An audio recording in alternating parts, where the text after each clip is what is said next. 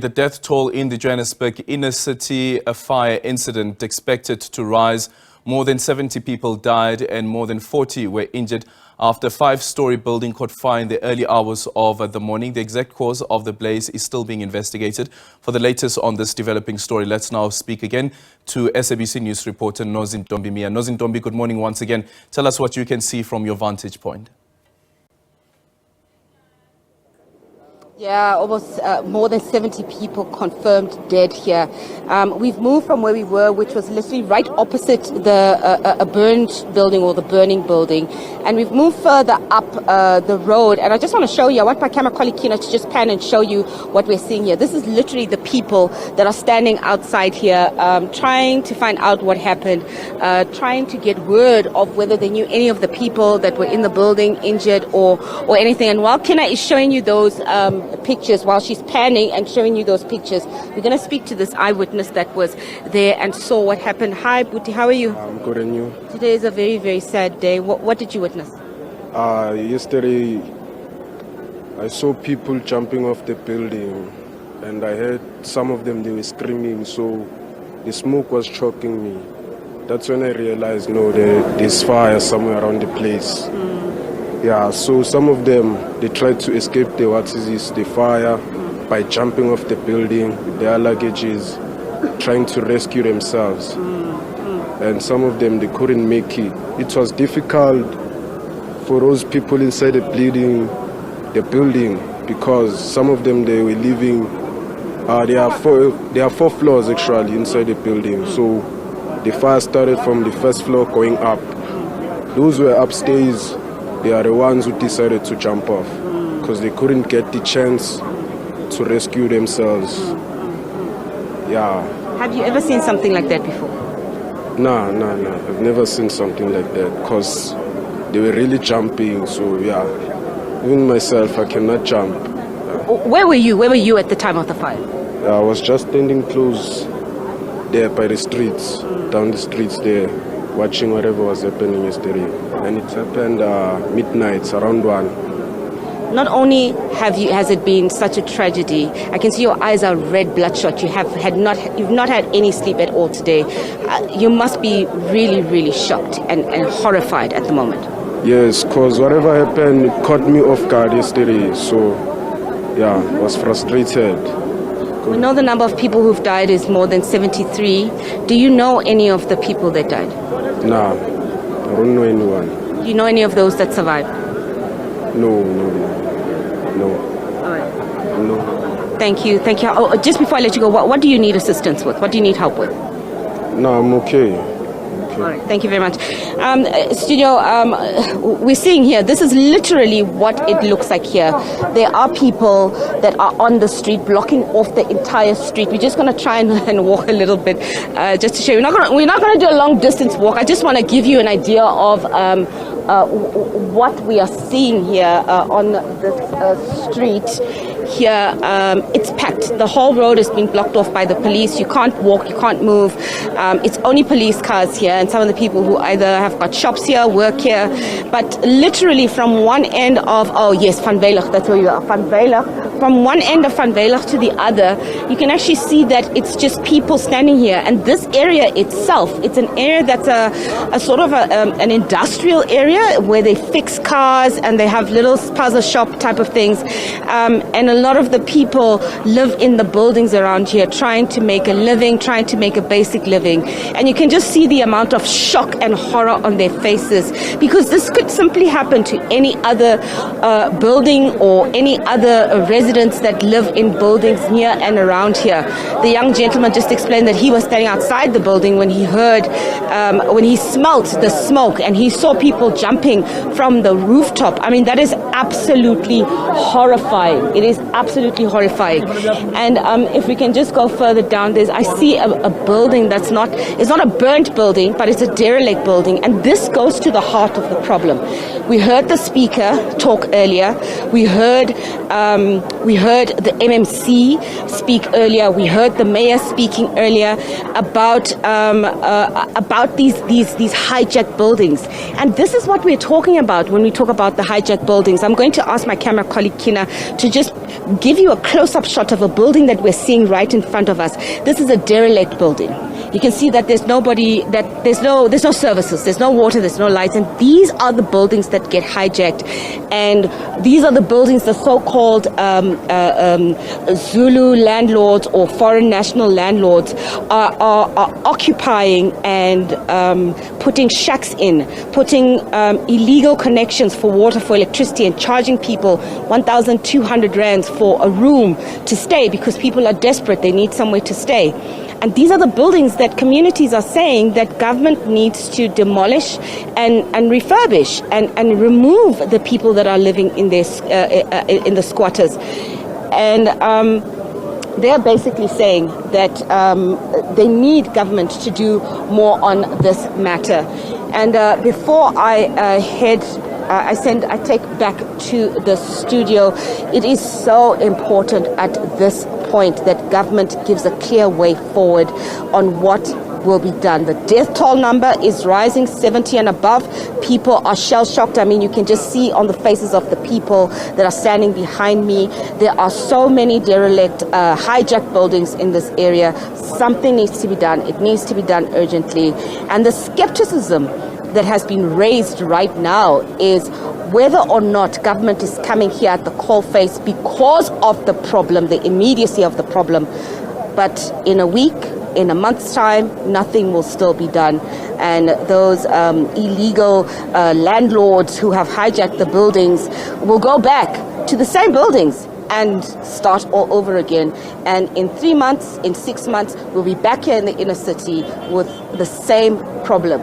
What is government going to do, taking serious action to really, really deal with that? I'm going to hand over to my colleague Hasina Gori, who will be getting the latest update from emergency services on the latest death toll number and the numbers of those people who've survived.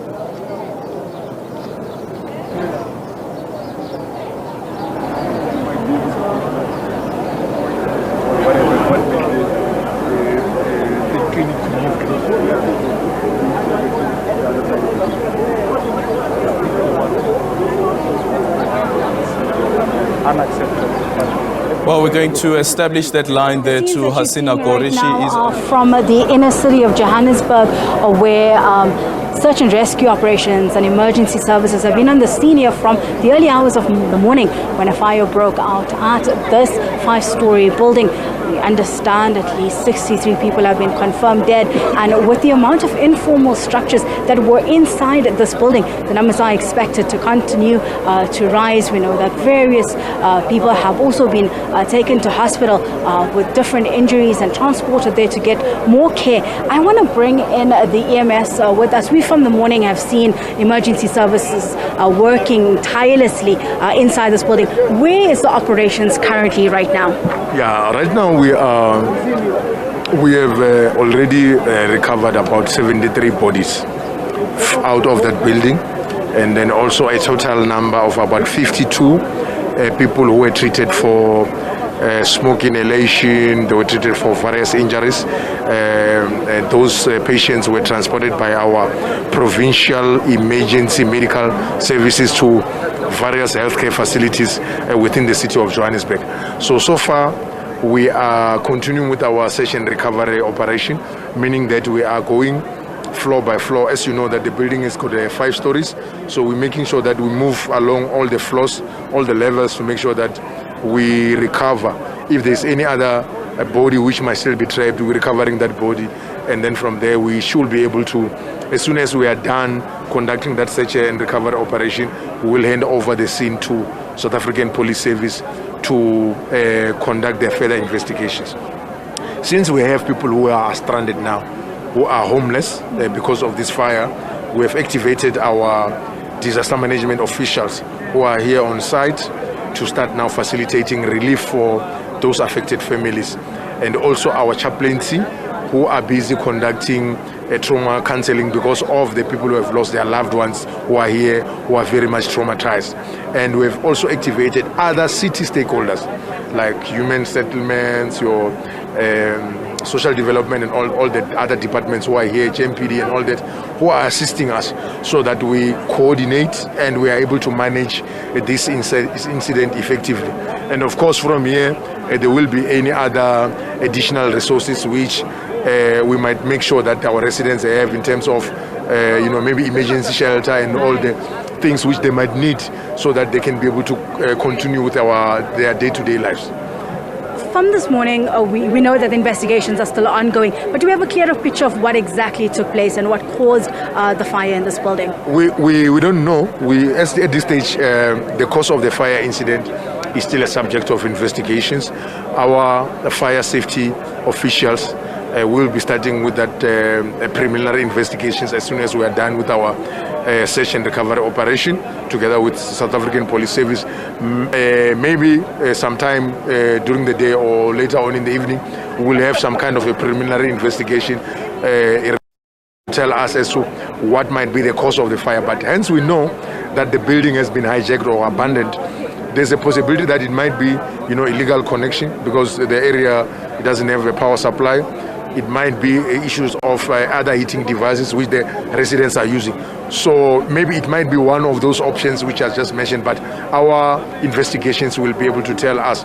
Maybe the incident also is actually activated like triggered conversations for us as a City of Johannesburg officials to maybe intensify our programs of making sure that we get rid or we eradicate buildings like these ones, because we cannot lose, so many lives. I mean, 73 lives lost and we're still counting is too much.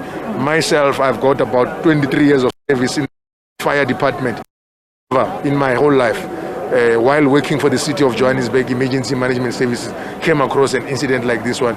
And I'm sure that maybe it will take a longer period of time maybe for somebody else who is an emergency service worker to witness a devastating incident like this one. It is indeed a sad day. We need to do something about it so that we can prevent, the loss of lives, so many lives, and incidents like this one. When we spoke with the mayor earlier on and the Gauteng provincial officials, one of the issues that they had said was this was a building that was leased out to an NGO and then abandoned according to them. But when they were asked around maintenance and whether or not these buildings were checked, they said that it had been checked and had been checked by the EMS services. Does the EMS do these maintenance checks for the City of Johannesburg? And what is that process to ensure that one building is habitable and can be used?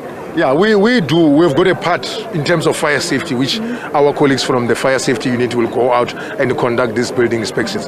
But it's not only our responsibility. There will be also building control who are also responsible to make sure that the buildings are well maintained. They are complying with the fire service regulations and all other regulations. So I think it's a team effort. All the stakeholders need to come together to make sure that we eradicate, buildings like this one, because we know that these residents who are residing in this kind of buildings, they are vulnerable to fire incidents, whether it's winter season or it's summer season. They are actually vulnerable to fire incidents on a day-to-day basis. So we cannot really continue, to operate in a situation like that. Hence, there's a need for us to intensify that process of now coming up with stringent regulations to eradicate, buildings like these ones. Given the number of the fatalities that is being seen in this building, it's 73. Yes. What is the process now to identify those bodies and find their families to ensure that they are given, a respectful ending? Yeah, from our side, as soon as we're done with our search and recovery operation, the incident will be handed over to South African Police Service.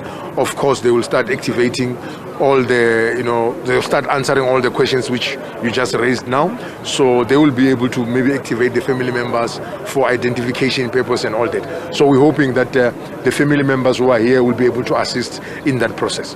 Thank you so much. That was the Thank you very EMS's Robert Malowitsi, who's been here at the scene from the very early hours of this morning when this fire broke out at 1:30 this morning here on the corner of Albertus Street in the inner city at one of the buildings. We can confirm right now that this building has been a hijacked building. There is conversations around who is leasing this building and who abandoned it. According to the housing department, it was leased out to an NGO service who would be using it for abandoned women.